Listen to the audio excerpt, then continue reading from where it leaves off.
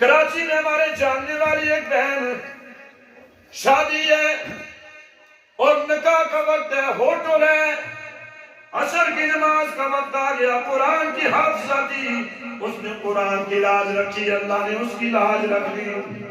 ماں کو کہا ماں جی بارات نہیں آئی، میں نے نماز پڑھنی ہے، عصر کی نماز کا وقت ہے۔ ماں نے کہا بیٹا بعد میں پڑھ لینا۔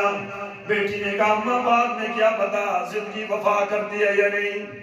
ماں چلی گئی، بیٹی نے دلہن والے کپڑے اتارے، زیورات اتارے، شہنی کو دیے، وضو کیا، مصلی نظر نہیں آیا، اپنا دوپٹہ آدھا بچھایا، آدھا سر پہ چوڑا کر دیا، بیٹھ کے نماز پڑھنے لگی۔ عصر کی نماز ہے، ماں واپس آئی، تڑپ رہی ہے ماں، یہ کیا کر دیا؟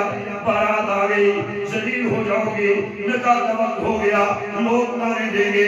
ماں کو کیا پتا مشیت نے کیا ہے، بیٹی نے سجدہ کیا، ماں تڑپ رہی اٹھ کے آ جائے، نکاح ہو جائے، لیکن وہ قرآن کی حافظہ تھی، اسے پتا تھا کہ نماز کی اہمیت کیا ہے۔ میرے بزرگوں بھائیوں، میرے بھائیوں، میرے نوجوان ساتھیوں، میرے سروں کے تاج علماء، میری ماں بہنوں، آخری سجدہ کیا، ماں نے جا کے ہلایا، حرکت دی، لیکن وہ اٹھی نہیں، اللہ کو پیاری ہو گئی۔